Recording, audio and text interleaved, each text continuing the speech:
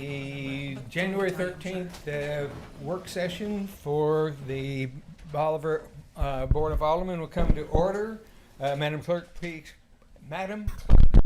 call the roll. Wilson. Present. Neal. Present. Rains. Here. Sagasser. Here. Ross. Here. Ballard. Here. Price. Here. Morse. With 7 present, we do have a quorum. Please stand for the Pledge of Allegiance.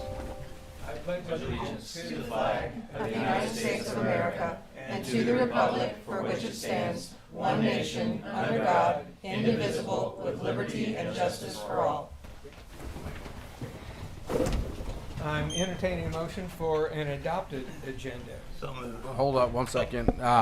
Can I make a motion to amend it by, do I need to read all of this, or can I just, by adding legal actions, cause of actions, or litigation involving a public government body, and any confidential or privileged communications between a public government body or its representatives and its attorney, and then leasing, purchase, or sale of real estate by a public governmental body where public knowledge of the transaction might adversely affect the legal consideration therefore. I'd like to add that into our closed. Second.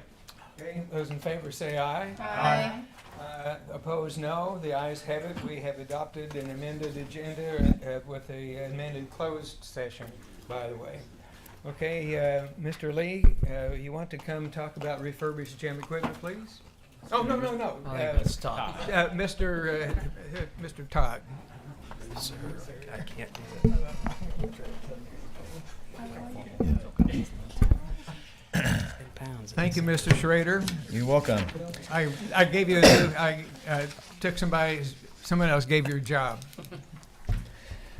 Well, he does such a good job, he can do mine too. Okay. Because he always seems to get everything he wants when he's up here, so. I think that's good. Okay. We're talking about gym equipment? Let me retract that. Okay, refurbished equipment. A few years ago, I think about 4 years ago, we traded in some treadmills through Fitness ER out of Springfield. It's time to do that again. We have 4 of the old treadmills that we have left. The 6 that we traded 4 years ago, of course, we still have. We're going to keep them, but we need to trade in 4 more. We've had a partnership with Fitness ER out of Springfield for the 5 years that we've been running this out there at the rec center. We would like to partner with them again and trade in our 4 old treadmills. Also get 2 refurbished recumbent bikes, and then get another climber. We'd like for you guys, if you would, to allow us to do that without going out to bid, because this is kind of a specialty company that we have a partnership with. It would be hard for us to go out and get apples to apples on bids on refurbished stuff, and they're the only direct, I guess, in the area company that does this type of a business or partnership. So the information that you should have had in your packet, we're going to get 4 treadmills at $2,800 a piece for $11,200, and then 2 recumbents at $13,000 a piece for $2,600, and then a climber for $3,500. And I can find my notes. I want to share with you what new equipment costs at the same rate. The True treadmills that are the 4 treadmills that we're getting by True, new, they are $10,000 a piece. So this just shows you how much we save in by getting refurbished. And this equipment we get is good equipment. If you look at the 6 treadmills that we got 4 years ago, we're still using them. We'll probably keep them in the loop probably another 3 to 4 years. So it saves us a lot of money. We get to take our budget and get a lot more equipment for, of course, by using refurbished. So that's why we like to do that. If you look at the recumbent bikes, we're getting refurbished at $1,300. New, they're $65 to $7K, and then on the Matrix Climb Mill, it's $10,895 new, and we're getting it for $3,500. So we're getting a lot of equipment, a lot more, and it's in our budget. We budgeted 20,000 for equipment, and this is going to be 17.7. So that's kind of where we're at. The only thing I didn't add to the information sheet that Kevin helped me with, there is a 1-year warranty on all parts and labor for refurbished equipment, but we also have the option to buy up to 2 more years at $130 per piece. So if you do the math on that, it'd be there's 7 pieces, so that's additional $910 per year that we could add if we want to do that, which we may do that. So I apologize, I should have probably had that in the math, but anyway, just to give you the warranty information on that. Do you have any questions on any of that? Questions? Go ahead. I have a question for Don. Is there any reason we couldn't go ahead with this without going through the formal bidding process under the circumstances, or would we still need to try and figure out a way to be getting bids for refurbished equipments and trade-ins and all of that? Nope, I think this is specialized enough where we could forego the bidding process. And since it is a budget item already within the budget parameters, I'm assuming it would not require a vote. Or would it? It would require a vote. It's an acquisition. Okay, it's an acquisition. Okay, fine. That's fine. Over I just want to be 10,000. sure. Anything over, Whatever it is it 5 or, is the cutoff 5 or 10? 10? Yeah, that's what I 10. thought. So anything over $10,000, even if it is budgeted. It requires a vote. All right, Still all right. That's comes to okay. us. Questions and comments? I guess not. I think That- Alderman Wilson Okay, had a Brian, go question. ahead, please. Have we had any, you were talking about replacement and like parts and stuff, have we had any issues with the current stuff the last 4 years that we've needed to replace or have them come? Yeah, well, our cable machine broke the other day, and they had to come and fix it for us. Some of those, couple of the treadmills that we bought 4 years ago, the deck on them cracked. We had to replace the decks. But yeah, anything that moves and Sure, it's gonna with break. weight on, it's going to wear out. So minimal stuff. but Yeah. yeah. So my last question is, what is the total amount that you were asking with the 2 years? The 2 years, if you add that, to do some quick math here.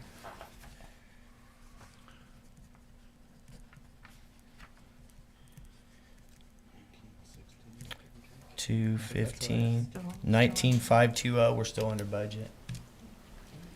Nobody else has any questions? Further questions? 3 years under warranty or just the 2? We get We the get first one. year free, then 2 more additional years would be another 1520. Okay. 3 So years we'd still total. be under the 20K. With that, I'll entertain a motion to accept Mr. Schrader's recommendations for the new or refurbished equipment. Since it's Todd, I'm gonna go ahead and make a motion. No, I think it's important. I think we allow people to use that equipment. So I would like to make a motion that we go ahead and approve the requested with the 2 years maintenance on it. And a second from Mr. Sagasser, okay? I don't guess that requires that can be a voice vote, can it? Okay, those in favor of accepting the recommendations from Mr. Schrader, will say aye. Aye. And those opposed, no. The ayes have it. We accepted Mr. Schrader's recommendations. Thank you. Thanks. I'm entertaining a motion for the first reading of Bill number 2026-1, First or reading. 01. Second. Counselor? Yes, sir. This is bill number 2026-01, ordinance number 4108, an ordinance authorizing the city of Bolivar's 2026 contribution to the Economic Development Partnership. Questions and comments from the board? Thomas, real quick, if you don't mind, can you go ahead and just for the people online, can you, how much are we giving? This year, it will be $10,000 in cash, and then there's a small monthly fees we'll be paying for technical support for the 2 staff members of EDP. As I recall, that's a retreat from a much larger amount last year. Yes, sir. Last year was $50,000. This year's $10,000. Yeah, okay. Further questions and comments?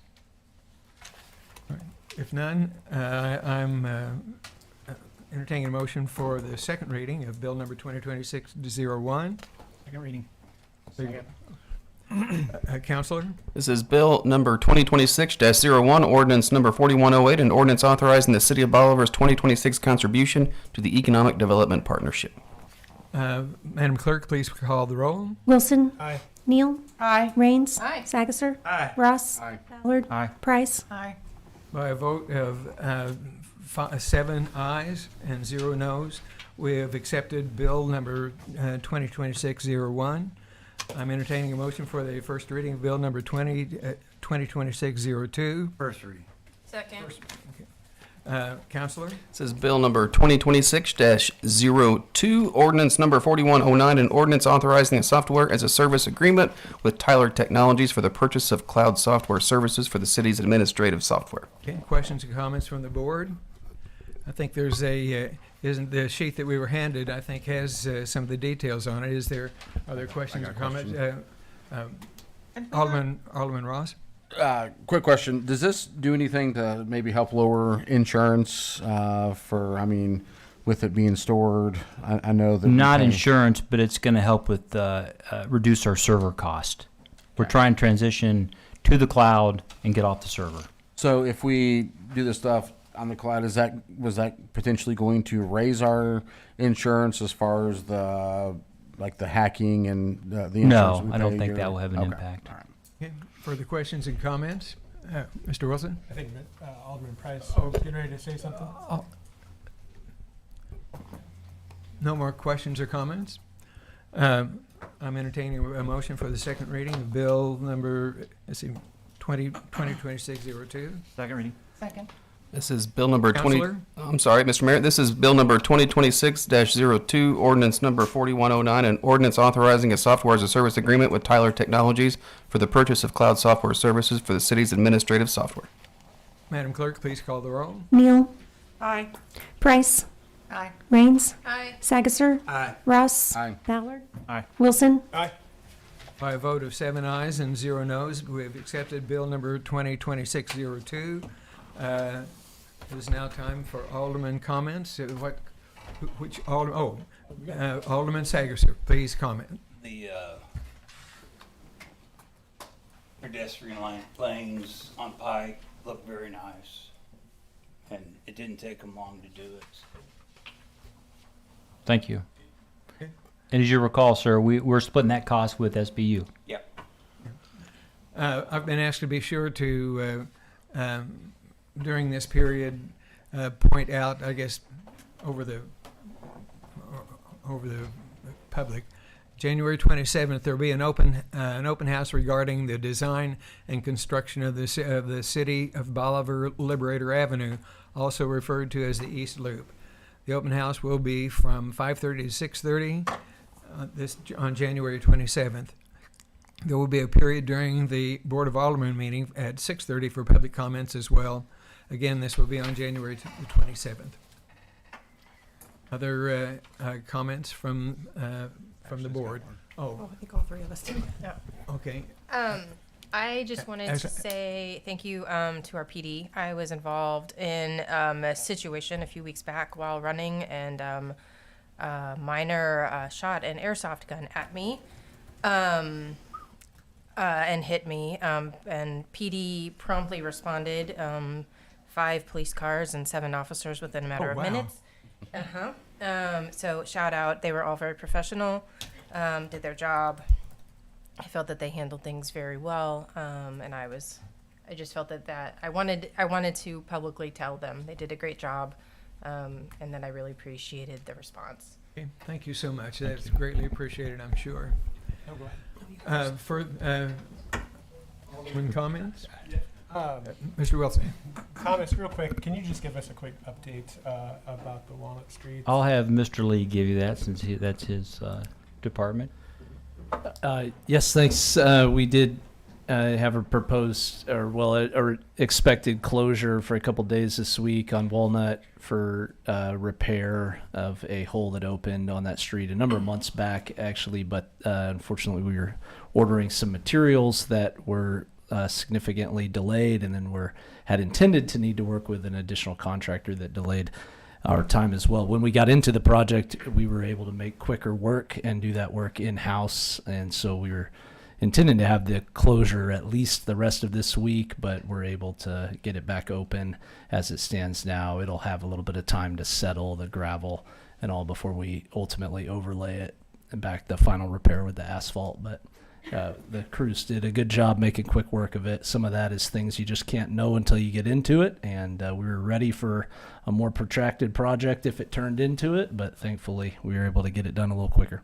Shout out to your guys. You know, it's nice having the people that can do these kind of things and save the city taxpayer money by having them on staff. So again, we appreciate your guys, and please let them know.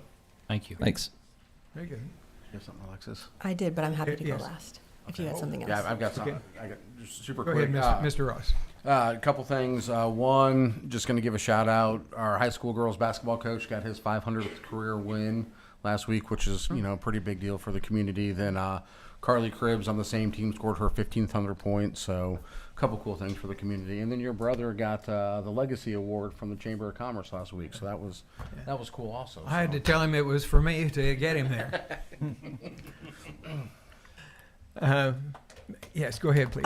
Yeah, I wanted to address the what happened at the last meeting with the zoning change application recommendation that came up from planning and zoning. So there was an individual who had filed a request for a zoning change, and that application was recommended by the Planning and Zoning Commission, and it came before this board, and that application failed for lack of a second. It was neither voted up nor down. And I realize that failure for lack of a second is something that we have not done as much in the past. It's been kind of a newer thing for me that it's been done. I would encourage this board to consider carefully whether that is an appropriate use of that particular procedural tool. I know sometimes when a committee refers a matter to a board, no motion or second is even required. The simple referral by the committee is sufficient to generate and trigger a vote. I don't know if that's the case for planning and zoning. We've always done a motion and a second, but we had a body of citizen officials who volunteer and serve on that commission who heard that application and made a recommendation to this board, and we had a citizen who paid an application fee and brought it to the commission and then this board. And I think under those circumstances, the most appropriate way to deal with that is to ensure that it gets a vote. Doesn't matter to me which way the vote goes, but I think that would be a situation where, the planning and zoning commissioners, they went up or down on what they thought of this, and I think it would behoove us to do the same. And I know Kyle can speak to some of the practical effects of when an application like that is not rejected and is not accepted, what that means for it internally, how it is handled, if it is refiled, if it is still live, can it be revived? A lot of procedural things that can make it more complex. So there's nothing that controls how we handle those things. People are free to move or not move as they so determine, but I would just recommend in the future that matters referred by planning and zoning and matters that are referred as a result of a citizen application be situations where we are very slow to let something fail for lack of a second.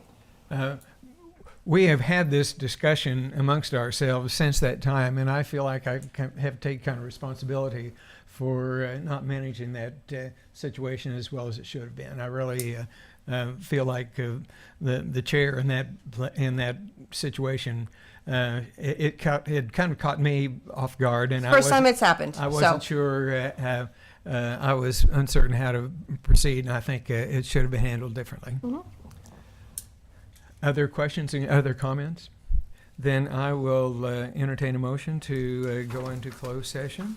Dusty, you had added sections 1 and 2, is that right? Or did you just add legal?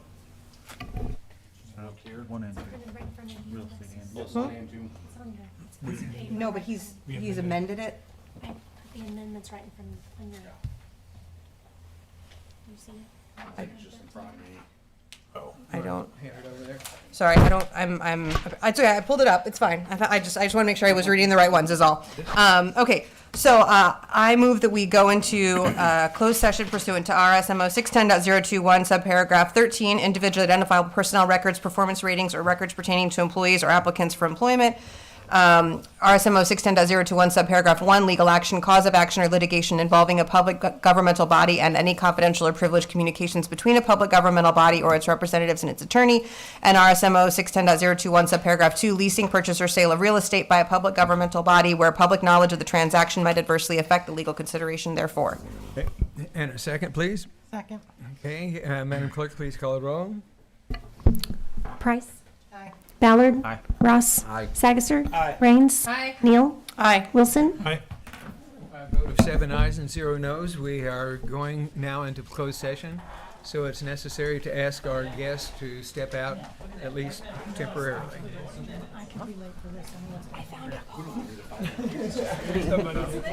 I was like, this is not helpful, but okay.